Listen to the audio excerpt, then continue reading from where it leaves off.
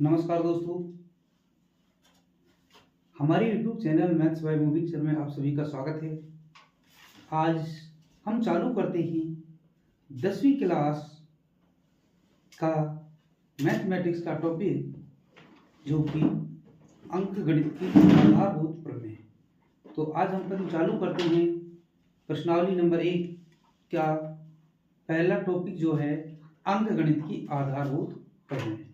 तो अंकगणित की आधारभूत प्रमेय की अपन बात करते हैं कि अंकगणित की आधारभूत प्रमेय प्रत्येक भाज्य संख्या को अभाज्य संख्याओं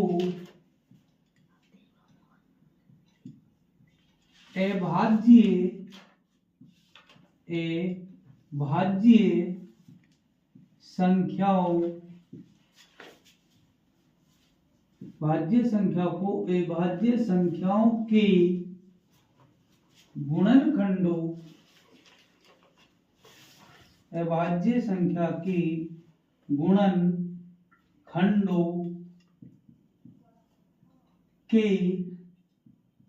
गुणनफल के रूप में व्यक्त किया जा सकता है।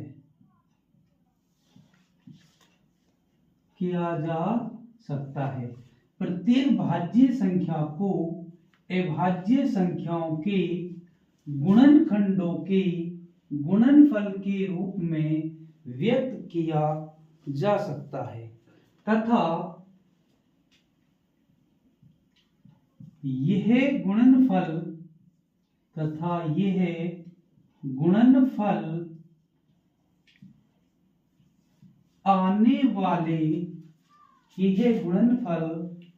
आने वाले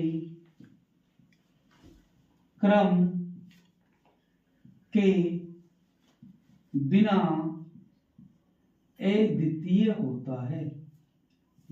के बिना अद्वितीय होता है। कि प्रत्येक भाज्य संख्या को अभाज्य संख्याओं के गुणनखंडों के गुणनफल के रूप में व्यक्त किया जा सकता है तथा यह गुणनफल आने वाले क्रम के बिना अद्वितीय होता है। तो ये होती है अंकगणित की आधारभूत प्रमेय, जिसे अंग्रेजी में फंडामेंटल थ्योरम ऑफ अरिथमेटिक बोला जाता है। तो अपन अब बात करते हैं इसके ऊपर क्वेश्चन कैसे आता है। कि जैसे क्वेश्चन आता है इसके ऊपर कि 140 के अभाज्य गुणनखंड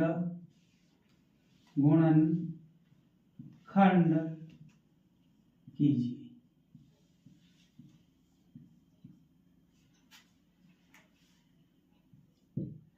संख्या 140 के अभाज्य गुणनखंड कीजिए। तो संख्या 140 के अभाज्य गुणनखंड करते हैं और इसका अपन सॉल्यूशन की बात करते हैं कि 140 के अपन फैक्टर करते हैं। तो इसमें सबसे पहली जो छोटी संख्या है अभाज्य वे 2 होती है, 2 का भाग देते हैं और 2 का भाग जब 140 में देंगे तो 70 आएगा और 70 में फिर 2 का भाग देते हैं तो 35 आता है और 35 में 5 का भाग देते हैं तो 7 आता है और 7 में यदि फिर 7 का भाग देते हैं तो 1 आता है। तो संख्या अपने पास 140 थी। इसको अभाज्य गुणनखंडों में देखें तो 2 बार आ गया तो 2 की घात 2 लगा देते हैं। 5 एक बार आया तो 5 की घात 1 लगाते हैं और 7 एक बार आया तो 7 की घात 1 लगाते हैं।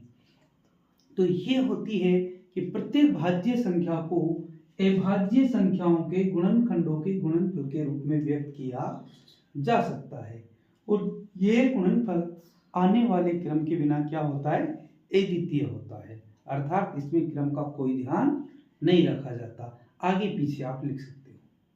तो ये थी आपकी अंकगणित की आधारभूत प्रमेय। आगे फिर अपन बात करते हैं, इसी के ऊपर एक छोटा सा क्वेश्चन और लेते हैं, और इसी में से कि क्वेश्चन नंबर ये हो गया अपना 1, और क्वेश्चन नंबर बात करते हैं 2 कि संख्या 60 के अभाज्य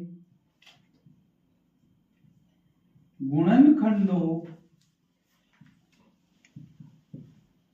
संख्या 60 के अभाज्य गुणनखंडों की घातों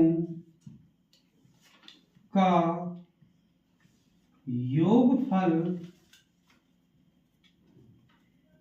व गुणनफल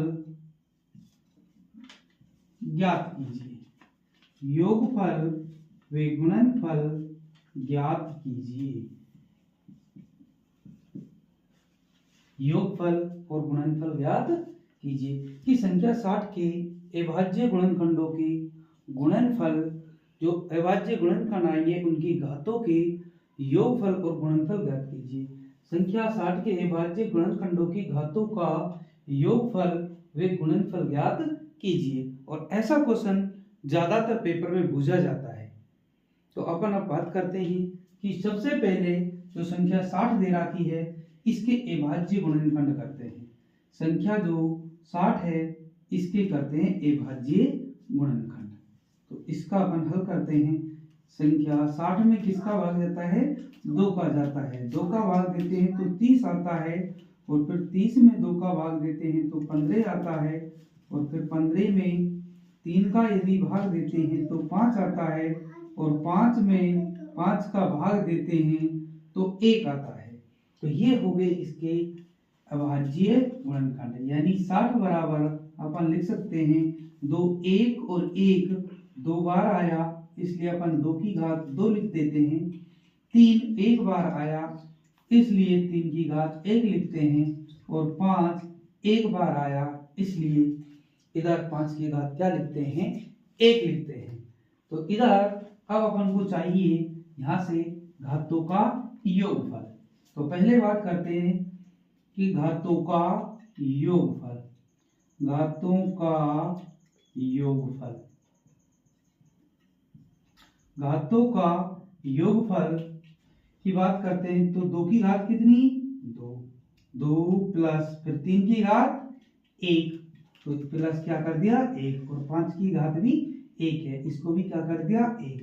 तो ये हो गई 2 और 1 3 और 1 4 हो गई। उसके बाद क्वेश्चन में दिया गया है कि इनका गुणनफल भी ज्ञात कीजिए। इनका क्या ज्ञात कीजिए? इनका गुणनफल भी ज्ञात कीजिए। तो गुणनफल में अपन जब बात करेंगे घातों का गुणनफल, तो इधर बात करते हैं घातों का गुणनफल, और घातों के गुणनफल में बात करते हैं 2 गुणा 1 गुणा 1, और इनका जब गुणा करते हैं तो वे आता है 2। ये बोर्ड पेपर के लिए वेरी वेरी इंपॉर्टेंट है, बोर्ड पेपर के पर्पज से, कि ये बार बार पूछा जाता है। 2023 में पूछा गया था कि घातों का योगफल ज्ञात कीजिए, तो 2025 में संभावना है गुणनफल पूछ सकता है आपसे। तो इसलिए 10वीं क्लास का एक एक टॉपिक अपन इसी तरह पढ़ेंगे, कैसे बोर्ड पैटर्न से आता है। तो इसके लिए आप ले लीजिए इसका स्क्रीनशॉट।